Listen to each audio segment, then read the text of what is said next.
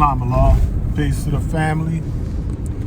This is part 3 of 4 on the messenger's teachings on coming out of the temples and mosques or masjids and becoming a god or goddess over your own home, as he explained in his historic interview where Elijah meets the press, 1972, in his home.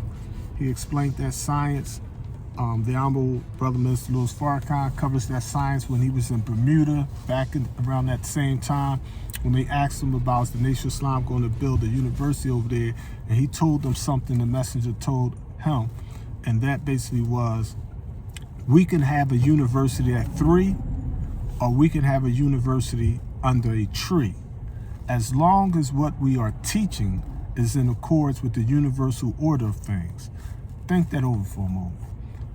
That's an ancient teaching, an ancient principle. The Honorable Elijah Muhammad explained that we would have to study the ancient Kemetic or Egyptian sciences for 20 years. I mean, I've been studying ancient Kemetic sciences for like 30-something years now. 34, I'm going on 40 years, about 38 years, somewhere around there. You know what I mean? And when you study the ancient Kemetic sciences, shout out to FOI Hakeem, brother Daryl 2X Doling from Temple Number 12 from back in like 1983. Me and him lived together, and we used to have like hundreds of books. This before the internet came into existence, or people had, we didn't have access to the internet and all that. We literally learned sign language. We studied Arabic, Aramaic, Hebrew, Greek, Latin, advanced mathematics, Kiswahili, you name it. And I mean, you know, we had to do the manual stuff back then. So it was like, we even learned how to speed read because it was so tremendous. You know what I mean? Like volumes back then, books was like, you had to literally like know how to speed through, like say it's 1,000 pages. Like, I'm not going to read all 1,000 pages, but your eye would literally be able to capture what you're looking for, what you need, or what you want, using the messenger's mental principle. He explained, anything that catches our attention and holds our attention is for wisdom. It's for us to learn. Our brain is, for some reason, it's like, oh, what's that? It could be a cartoon. It could be a commercial. It could be a discovery program on TV. It could be something in a newspaper or a magazine. It could be something in the Bible or the Quran. Certain things that just catch your attention. You know what I mean? And well, I used to, you know, we used to have our ministry class where we'd study body languages, all that kind of stuff. But one of the things we used to study was how to be a critical thinker. You know what I mean? How to be analytical in your thinking. And we used to always make sure that we would mentally shepherdize our subject. Meaning that if someone asks us a question, we would challenge each other, like just bring up any subject. And what the challenge was, in your head, you had to know where, and if practical, when the Honorable Elijah Muhammad said something about that. So if they was teaching on the black woman, finances, voting, politics, vegan, God, the devil, heaven, hell, the hereafter, names, in your head, you like, big, Bible, Quran, boo, chapter, lesson, lost, found, lost, lesson number 99, action, fact, boo, all that stuff would literally just be in your head so that your sword stays sharp.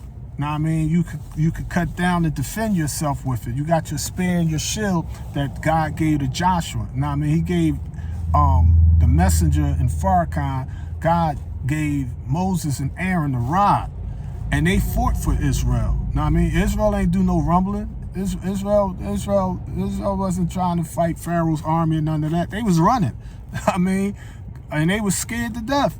And the Red Sea got parted for them, and Jehovah let them get over, and Jehovah took and drowned Pharaoh's army and all that. But when you get past the messenger and Aaron history, you'll find that in the generation of Joshua, this is the generation you're in right now, God going to tell Joshua personally, Moses, my minister, is dead.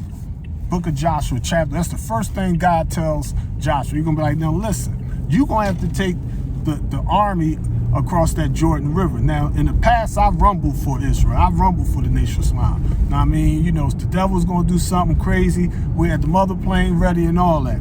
The message said in Theology of Time in 1972 that the seventh angel came in. And he told us that the angel said, America's not worth one of them bombs. Now, I mean, he said that, you know, you can't sacrifice a blemished animal on the altar of God. How you going, you know, I mean, how you put this filthy behind hellish country on fire for 390 years? It takes 610 years to cool off, and then we have heaven off of that altar, that sacrifice. It's not even necessary. So the message said in the Theology of Time, look it up yourself. Now, I mean, just look up Mother Plane in the index in the back or whatever. Listen to the tapes. He said that Allah taught me that he could take this country without dropping one of those bombs. He said that he don't even have to strike a match. His word is sufficient. The truth is, his word is bond enough. We're going to scarcely drop these 3 bombs of knowledge, wisdom, and understanding to mentally resurrect you. Now, I mean, there's a Egyptologist that wrote a book called The Temple of Man, named Lubitz, and basically the principle is like this. He lived in Egypt. I mean, the Meta, so-called hieroglyphs or holy writings and all that stuff. He studied all that stuff for 30 years, living physically right there. He's in the temples. He's in, I mean, it's not abstract thinking. He's physically right there doing his math. You know what I mean? Not that any man, including me, is going to be perfect in research, because history is not a science. Now, I mean, we could come across misinformation, misinterpretation, misspellings, wrong transliterations, or whatever. Now, I mean, so you have to do the research yourself. The message said, don't even do that with his teachers. The message said, don't take what I say hook, line, and sinker. He said, piece it apart. I mean, you got to be God. You got to be the goddess. That's what the Lamb and them is trying to make. But it's 2 Jews in the temples. You know what I mean?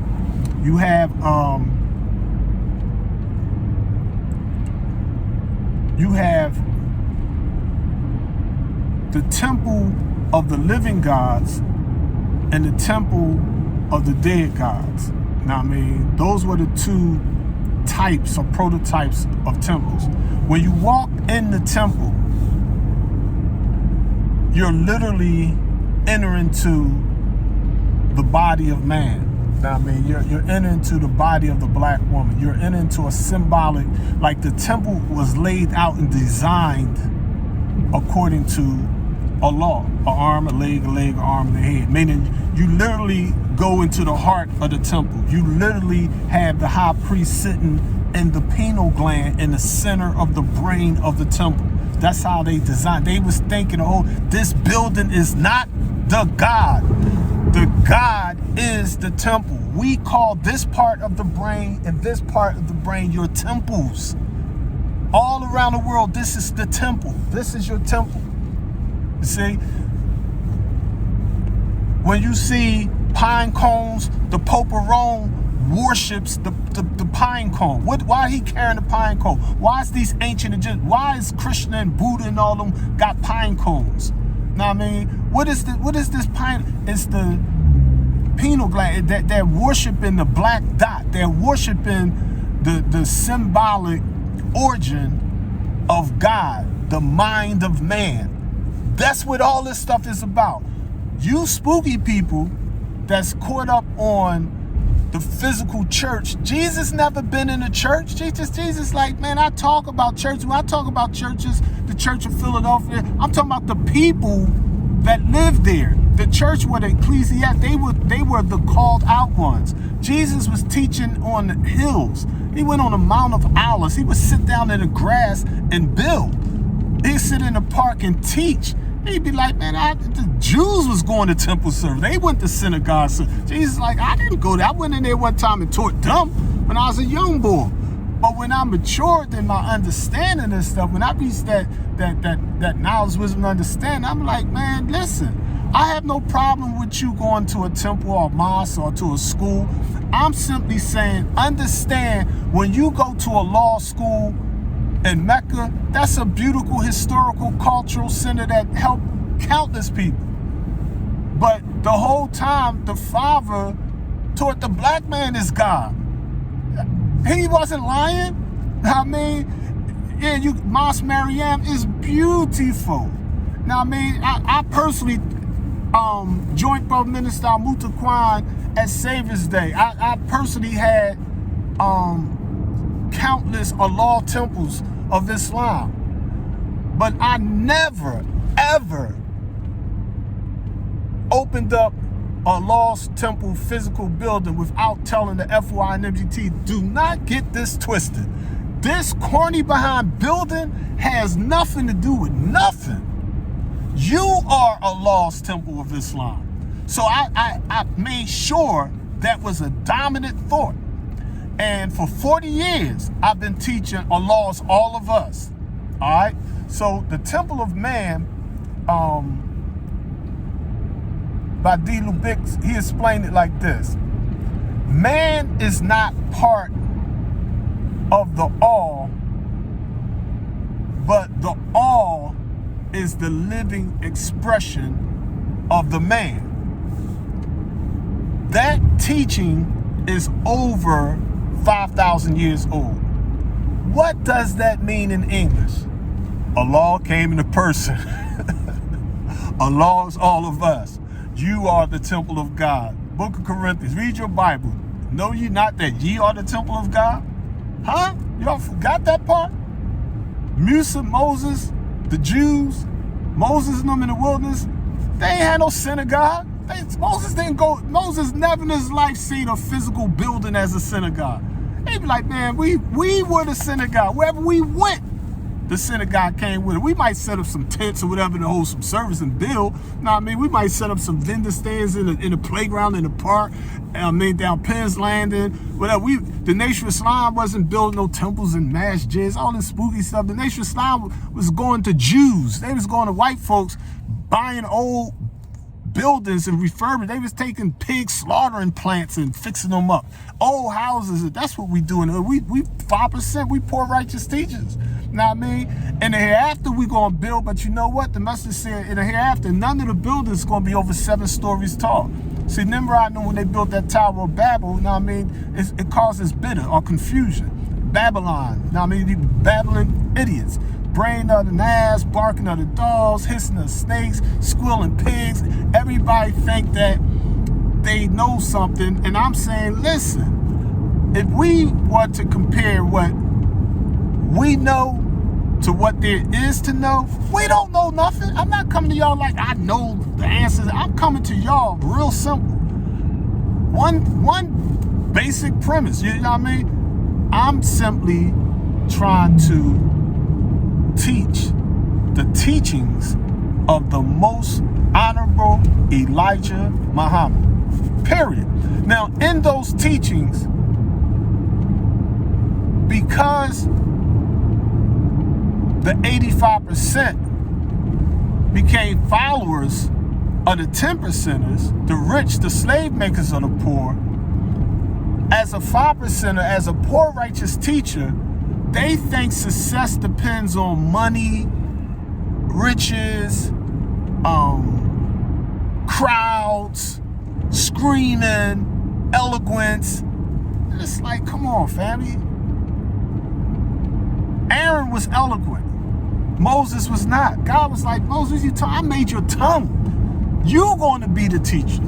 You're going to put it in plain language. You ain't going to use no 50-cent words. I don't need no college, hypothetical, extreme intellectuals. People ain't going to understand that mumble jumble. Now, I mean, we could go in on some higher sciences and all that kind of stuff, but you lose the people. Now, I mean, that's what Mom was like, listen, messenger, listen, Elijah, give them a little milk before you give them meat. Now, I mean, you know what I mean? You can't get a baby steak. That's not even mathematics. That shows you're not a good teacher. Now, I mean, you as a poor righteous teacher, now, I mean, you're coming forward to take, and you're at you're the polar opposites. You're in the law of polarity, as the Kabbalion puts it. Your position is you're trying to get the people to vibrate to the positive level, with the 10% trying to get them vibrate on the negative level. Now, it's the same vibrations, the same scale, the same law. It's just the lower and higher self. It's the temple of man. It's the temple of woman.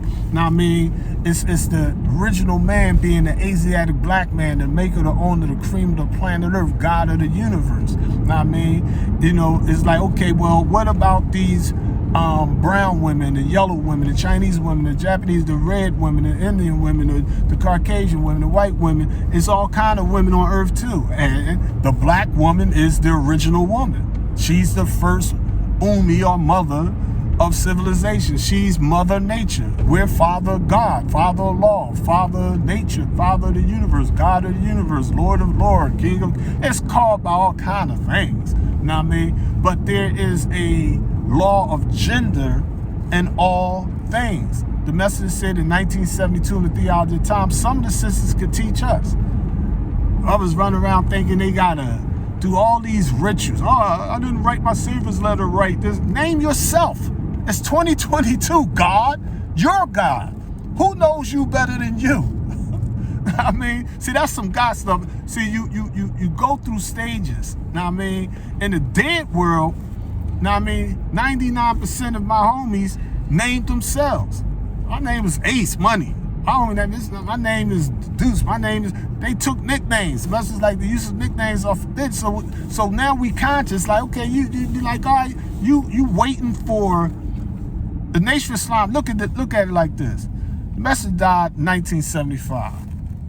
1976, his ministers, 99.99% of them is worshiping Sunni Islam. They bowing down in Mosque number 2 to a mystery of law.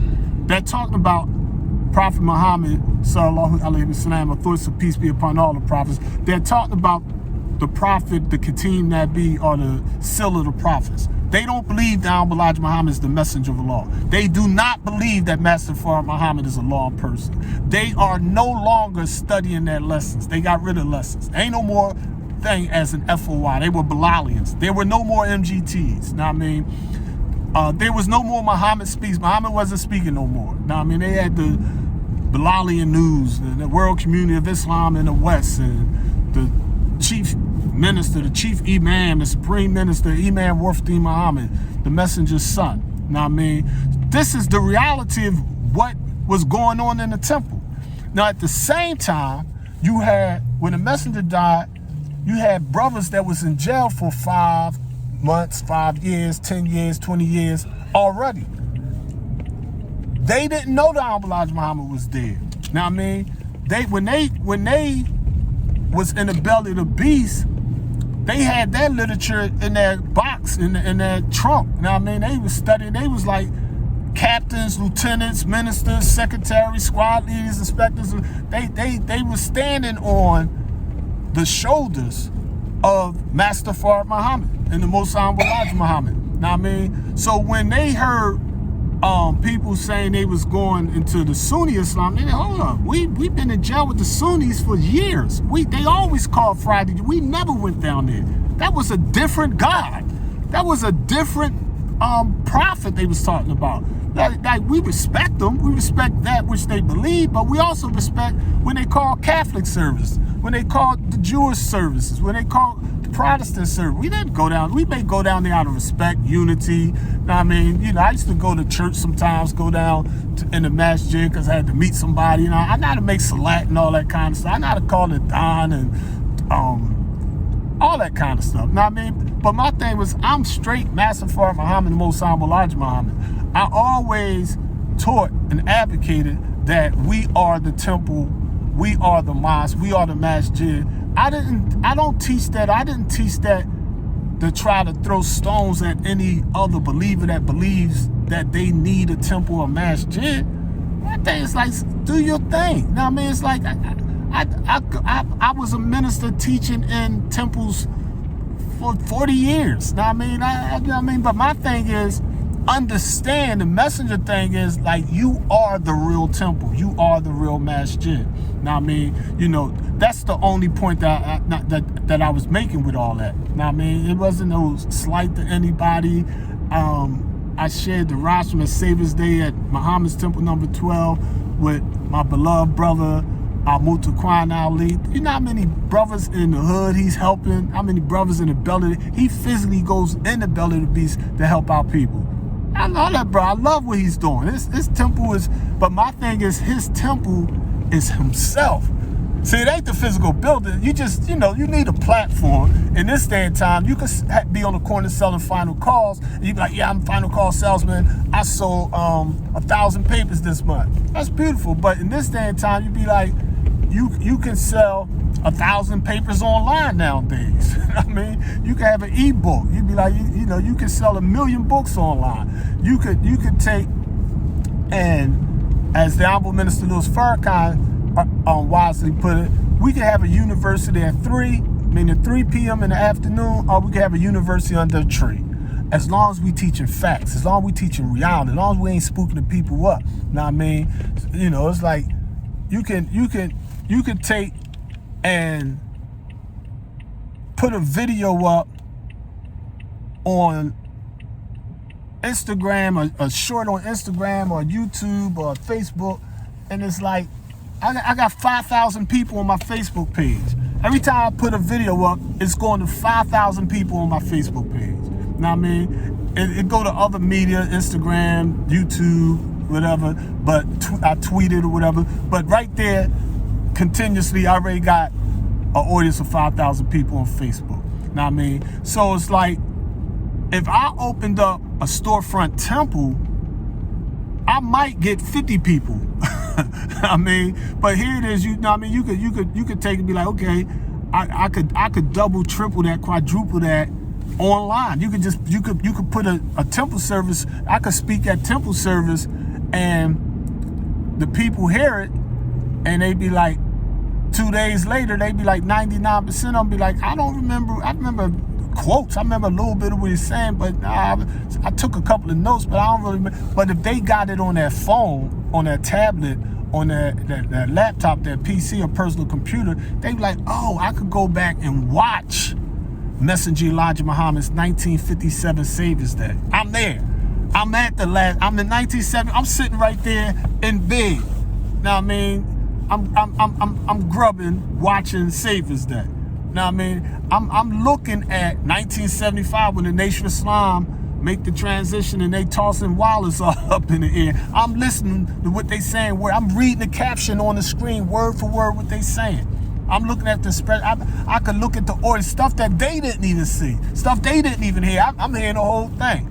And I got the physical transcripts of it. Now, I mean, I got the book, The Supreme Wisdom of W.D. Muhammad. Now, I mean, so the thing is, it's like, we're in the information age. We can study more today than we could in the past. It's easier to teach and propagate the teachings. Now, I mean, and you know, I mean, you put your sermon up, your lecture, what have you. You be like, okay, I'm teaching in Ghana, Nigeria, Mecca, Japan, Canada, Haiti, Jamaica. I'm teaching all over the planet Earth now. Now, I mean, it's like, and it don't cost no bunch of money. I don't need charity. I don't need somebody to have to bankroll so we could pay the mortgage or the rent or to buy a multi-million-dollar building or spend a bunch of money for travel to hotels and airplane tickets and bus tickets and vans and gas prices. It's like, no, family, you could barely pay y'all bills. Y'all need, most of our people struggling. I mean, we front real good, but black folks ain't got no money. I mean, black people ain't got no money. They're like, yeah, we got Oprah Winfrey, Jay-Z, they got, but you gotta understand, when you got a little money, everybody got their hand out. You can't feed everybody, you gonna be broke again. I mean, so they trying to, I mean, invest that little money, that nickels and dimes, and it's like, we making progress, true indeed, but keep in mind, somebody like making macaroni and cheese is like, man, you made $1 billion. They like, last year, I made 89 billion. Now, I mean, they be like, I sell Pepsi soda. I made $46 billion. Like your money ain't no money relatively in the scheme of things, but it is money if you're using it for nation building. Now, if you're using it for religious services, I mean, we're paying the bills. I mean, we're on that treadmill, like going to work, paying the bills, going to work, paying the bills, dying broke, still owe on the mortgage, still leasing the car. You know what I mean? But it's like, I got the picture I meant to show you. I got to put that on there too. I got the picture of the FYNMGT sitting down in Elijahville. They was buying land, building their own houses, growing their own food, sewing their own clothes. This is what they was doing decades ago. This is what we're not doing in 2022. I mean, you know, it's like it's no trust, it's no unity. I mean, everybody, like, who you follow. If you ain't with the Honorable Salis Muhammad, I ain't messing with you. You ain't with the Honorable Ms. Farrakhan, we don't mess with you. If you ain't with Jeremiah Shabazz, we don't mess. If you ain't from New York or you ain't from Philly, if you a law school in Mecca, you can't have no law school in Tennessee, that little corny state. It's like, there's no big eyes and little U's in this thing. You could have a genius come out of Tennessee. You could have a brother in the backwoods of Mississippi that know the reality of God better than all of us. Know what I mean? You know, you can have a sister that can know it better than all of us brothers. I mean, you know, so don't stifle them and try to put a glass ceiling over that wisdom and lock that wisdom in. All they doing is studying what the minister said, what the minister know. Your knowledge is limited to my little books. My thing is like, man, I wrote over 100 books. My thing is, if you read my books, I'm like, all right, where's your books? I mean, if you read my books, you should be in a position to at least write 1 to 10 books. That's what I want to see. I never had no files. You'd be like, man, you follow me, man. You know what I mean? It's like Moses and the wise men. You can't soldier with me. I can tell you right now, you too spooky to soldier with me. You would be like, what the hell? Let's do this. Cuckoo for Cocoa Puffs. I mean, as you wouldn't understand. I mean, you think I'm committing sin when I'm purifying and blessing you. I mean, you know, so it's like, nah, you do whatever works for you. I'm like, do that. If it works for you, to go to a physical temple, I'm like, fine. But it's like, I didn't come through the formal stuff like that. That wasn't necessary for me. Now, I mean, it may be necessary for you. Now, I mean, do your thing. But the thing is, it's your niyat. The message teaches us in 17 ways for the Islamic culture. Actions are judged by intentions. Actions may appear wrong, but motives bring rewards. So my thing is, do your thing. But in that same lesson, he warned us, do not pray as a Muslim and continue in Christian ways. So it's a balance. That's that mayat. Now, I mean, what we striving for is peace, truth, freedom, justice, and equality. And part of the truth of Messenger Elijah Muhammad's teachings is, he said that we are the temples. The whole earth going to be our temple. The Prophet Muhammad explained the whole earth is Allah's mosque or masjid. He changed the Qibla in the nation of Islam. He said, don't look at the east no more, look at the west. The sun's going to set in the west in the last days of time. And he said, after him, we're not going to be it's not the nation of Islam, it's not going to be governed locally like it is now with mosques in every city. He's like, nah, it's going to be a divine government. Point number 12. Now, I mean, Master Muhammad is establishing a divine government wherein we all can live in peace together. Salam Allah.